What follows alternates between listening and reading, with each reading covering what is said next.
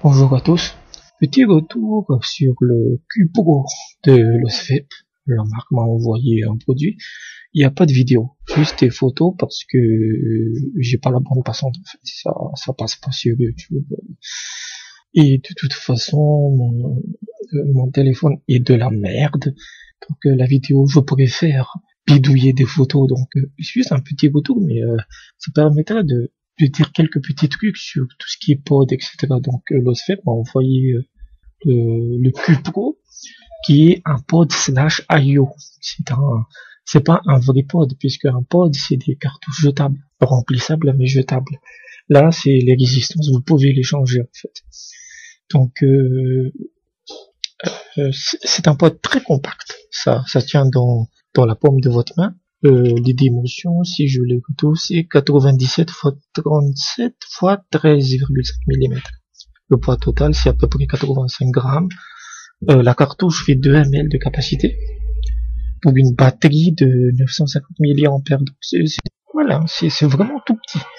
Alors que j'avais déjà testé, j'utilise le Tix Pod, le Tix de Linko, qui est aussi un IO qui marche très bien. Franchement, il est vraiment bien. Je l'utilise depuis 2-3 mois. Le Tix, il est vraiment bien. Mais le Tix est un peu plus grand que le Cupro. Alors le Cupro, c'est un peu le bordel puisque l'OSVAPE, pour ceux qui ne savent pas, c'est vraiment une marque spécialisée dans tout ce qui est pod.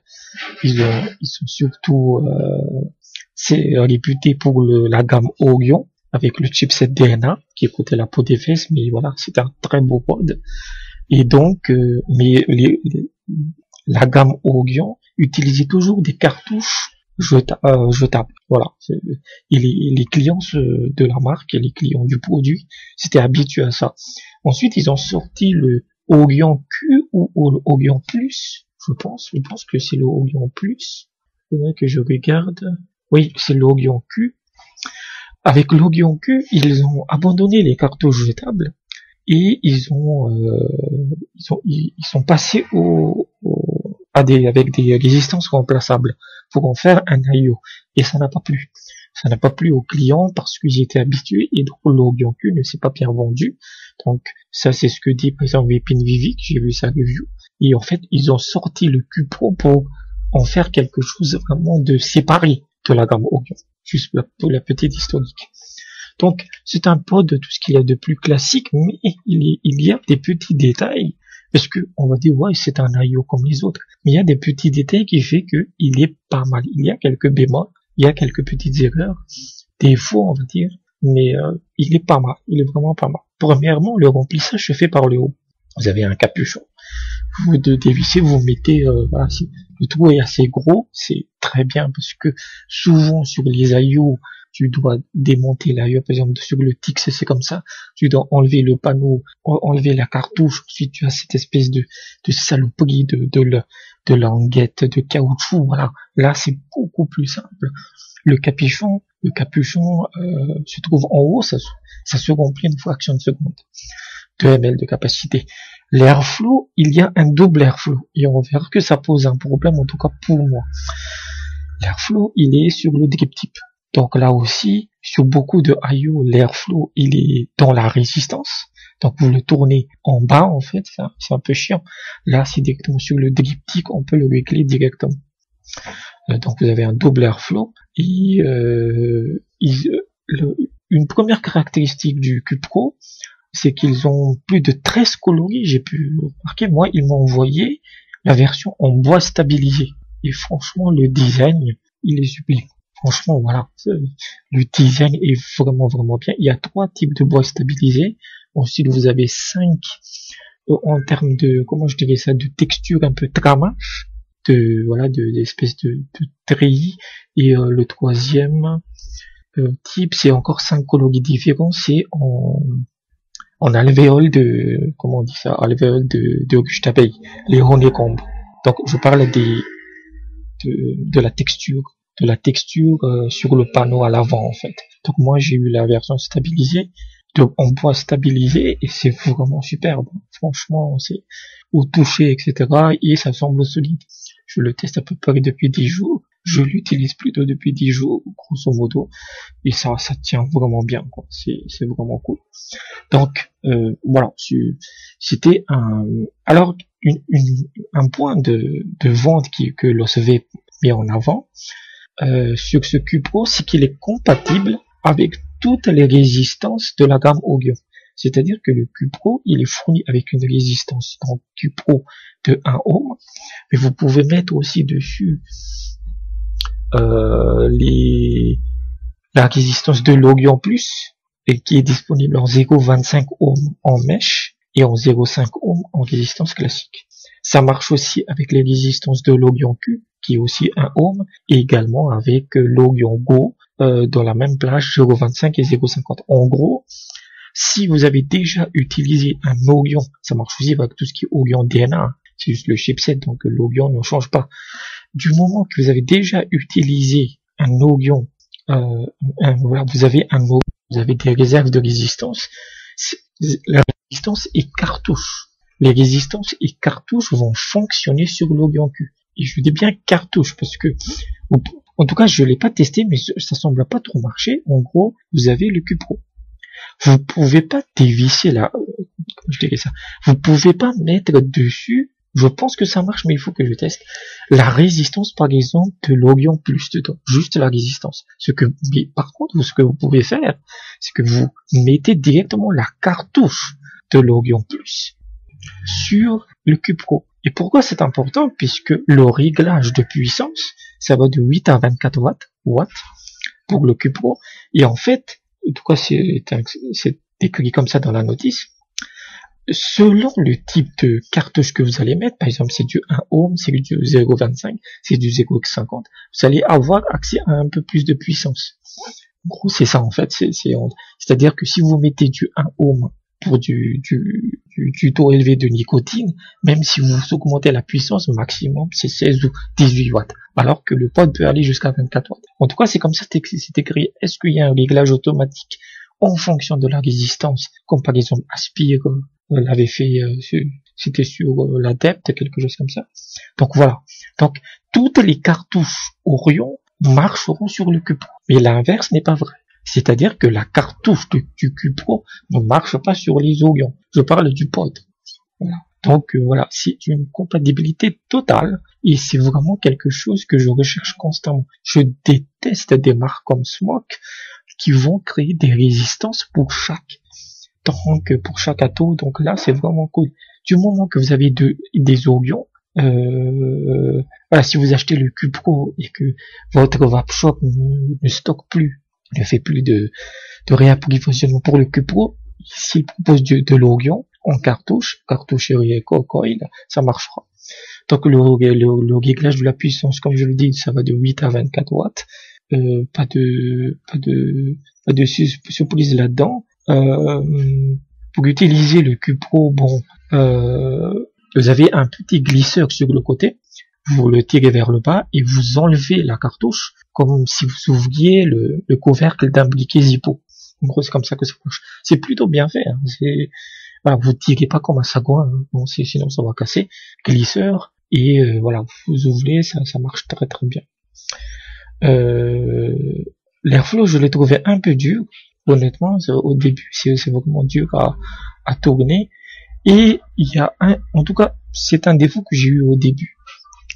C'est le changement de la résistance. Comment se fait le changement de la résistance, en fait?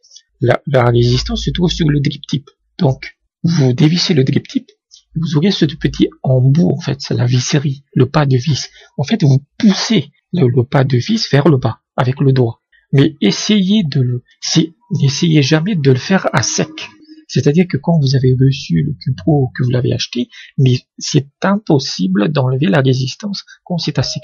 J'ai passé des heures à essayer quand même, c'est pas possible, ça bouge pas, en fait. Il faut que vous le vapiez, en fait, vous mettiez du liquide, que ça se relâche un peu. Et ensuite, ça marche. En gros, ce que moi je fais, je dévisse le drip tip entièrement, et je le revisse juste un peu, un pas. Et ensuite, j'utilise le drip tip comme un bouton poussoir pour pousser la résistance. Pourquoi ne pas mettre un mécanisme putain d'horloge de merde. Donc voilà, pourquoi ne pas... Ça, c'est vraiment une critique sur les IO en général. Le changement de la résistance, c'est souvent à la piste en fait. Donc voilà, c'est juste ça, ce petit problème de changement de résistance. Après ça marche, hein, je l'ai imbibé, j'ai mis du liquide, j'ai évaporé dessus, et ensuite j'ai réessayé, là ça passe. Il faut forcer un peu, vous revissez le drip tip juste un peu, et vous utilisez le drip tip pour pousser vers le bas. Voilà, un meilleur mécanisme, mais sinon c'est un sans faute, c'est un très bon IO. Après, comment ça vape? Quel est le style de vape? On pouvait penser que c'est du MTL. Eh ben, non. Je l'ai trouvé assez aérien, en fait. C'est pour ça que je l'utilise, j'avais dit que j'utilise grosso modo. Je le trouve très aérien, en fait. On dit qu'il y a beaucoup d'airflow, parce qu'il y a un double airflow. Il y a beaucoup d'airflow, même sur, moi j'utilise la résistance en 1 ohm, sur du liquide à 9 mg. Il y a beaucoup c'est très aérien en fait. Voilà, c'est pas quelque chose que je m'apprête tous les jours. Mais les saveurs sont excellentes. Franchement, j'ai fait exprès d'utiliser un liquide assez léger, mais les saveurs, tu les sens parfaitement. Au bout d'un certain type de période de rodage, le Cupro tourne comme une horloge, quoi. Voilà. Et si tu passes avec du 0,50 ou du 0,25, ça va pas mal. Mais c'est pour de l'aérien, je pense. En gros, les résistances vont de 1 ohm jusqu'à 0,25. Donc, si tu es en MTL un peu aérien et jusqu'au DL restrictif, c'est un pod pour toi. Maintenant, il y a une petite réflexion que j'aimerais faire, c'est que pour moi, tout ce qui est pod, il y a des gens qui détestent les pods. Moi, pour moi, c'est un complément. Mais pour le pod, pour moi, personnellement, ça n'a que 2 objectifs. Le premier, c'est qu'il doit être transportable, il doit être très portable. Donc, à chaque fois que je sors de chez moi, c'est toujours un pod que j'emmène. Jamais je n'utilise du matos, de tanko, etc. Et deuxièmement, il doit être entièrement conçu pour du MDL de bourrin. C'est-à-dire que si tu vapes plus de 20 mg, 30 mg, 40 mg, c'est pour du taux élevé de nicotine, pour avoir ton shoot de nicotine quand on a besoin. Et un pod avec 0,25, hein, et c'est pas un crédit contre l'OCV, hein, beaucoup de pods et de systèmes IO font la même chose. En fait. Donc c'est quoi? Il y a plus rien à inventer. Donc on se met à faire du sub-ohm sur du tank, sur du pod. Je pense qu'on a un peu dépassé les limites. Mais voilà, le prix du Cupro c'est autour de $50. Donc oui, c'est un peu cher, mais c'est du loss vape. Donc c'est toujours une marque qui est aussi entre le moyen et le haut de gamme. Heureusement qu'ils n'ont pas mis un DNA, sinon ça coûtait la peau des fesses. Vous avez le pack de 5 résistances, en tout cas c'est ce que la marque m'a dit. Le pack n'est pas encore sorti. Le pack de résistance coûte autour de $15, donc c'est pas mal. C'est en prix normal. Vous pouvez aussi acheter une cartouche. Par exemple, si la vôtre se casse ou tombe en panne, pour à peu près $9. En sachant que sur des sites chinois, j'ai vu des prix un peu plus bas, plutôt de 40-45, mais l'OSVAP conseille un prix de détail de 50, 15 et 9 pour les différentes parties. Donc voilà, un petit retour parce que la marque elle m'a envoyé plein de trucs. Elle m'a envoyé près de 4 cartouches supplémentaires, donc un petit retour sympa. Et est-ce que je l'achèterai pour moi en fait? Non, parce que c'est trop aérien en fait. J'aime pas, je sais pas pourquoi, peut-être qu'il y a un problème avec le liquide, mais je le trouve très aérien en fait. En MTL, tu as la bouche littéralement remplie par la vapeur. Là, j'ai fait de l'aérien dessus, alors que je vape jamais en TL, ça passe. C'est du 9 mg en aérien, faut y aller. Hein. Mais voilà, je le trouve un peu aérien. Même en fermant quasi totalement le airflow, je le trouve assez aérien. Mais c'est un pod il y a aucun défaut. Voilà, je lui trouve aucun défaut, sauf le truc de résistance, de changement de résistance, où vous allez galérer un peu. Mais je lui trouve, il n'y a pas de défaut, en fait. Il corrige ou il améliore tous les IO existants. Donc voilà pour mon petit retour et à bientôt.